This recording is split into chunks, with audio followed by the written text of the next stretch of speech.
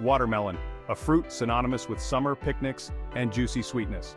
But before that first delicious bite, a fascinating journey starts with a tiny seed.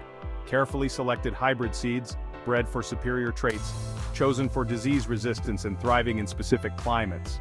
Most importantly, bursting with flavor. Seed selection is a science.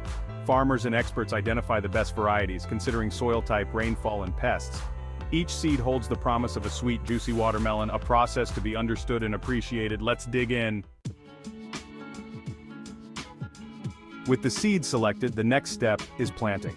Watermelon thrives in warm soil, ideally between 70 to 85 degrees Fahrenheit. Farmers carefully prepare the fields, ensuring the soil is loose, well-drained, and rich in nutrients.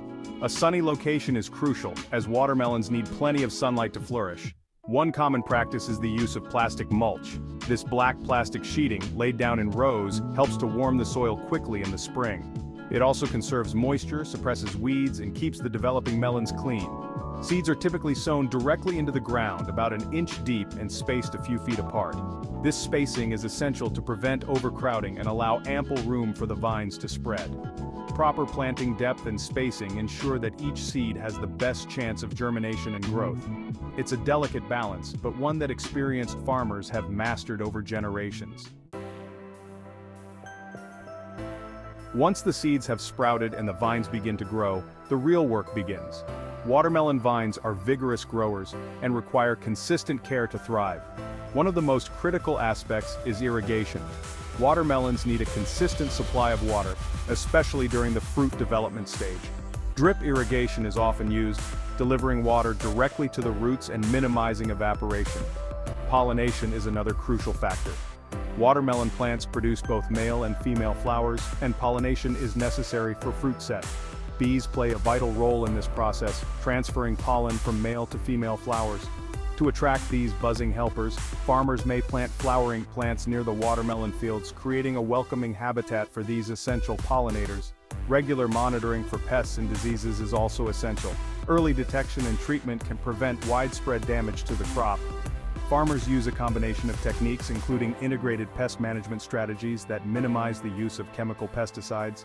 From meticulous watering schedules to fostering a thriving pollinator population, each step is crucial in nurturing the growing watermelons. Section 4. Harvest time, signs of sweetness. After weeks of careful tending, the moment of truth arrives: harvest time. Determining the perfect time to harvest watermelons is both an art and a science. There are several telltale signs that indicate when a watermelon is ripe and ready for picking. One of the most reliable indicators is the tendril. This curly, pigtail-like appendage near the watermelon stem will turn brown and dry out when the fruit is ripe. The underside of the watermelon will also change color, transitioning from a pale green to a rich, buttery yellow. Another method is to thump the watermelon with your knuckles. A ripe watermelon will produce a deep, resonant sound like a low drum beat. An unripe melon, on the other hand, will have a higher-pitched, duller sound.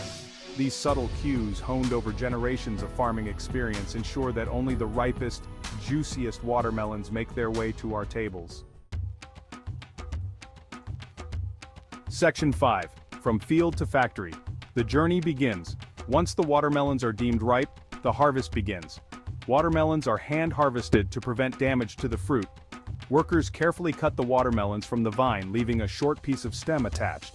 This stem helps to prevent decay and extends the shelf life of the fruit. Harvested watermelons are then loaded onto trucks, taking care to avoid bruising or dropping the melons.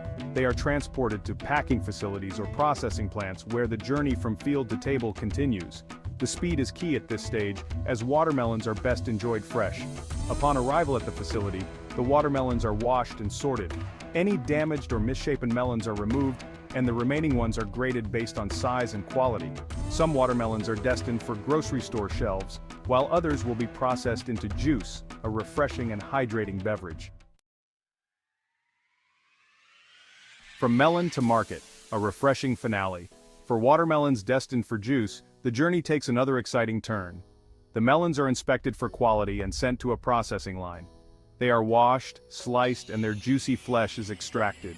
The juice is pasteurized to eliminate bacteria and extend shelf life. The juice is packaged, ready for distribution. Refrigerated trucks transport the juice to retailers, and there you have it, the journey of the watermelon, from a tiny seed to a refreshing slice or a cool glass of juice.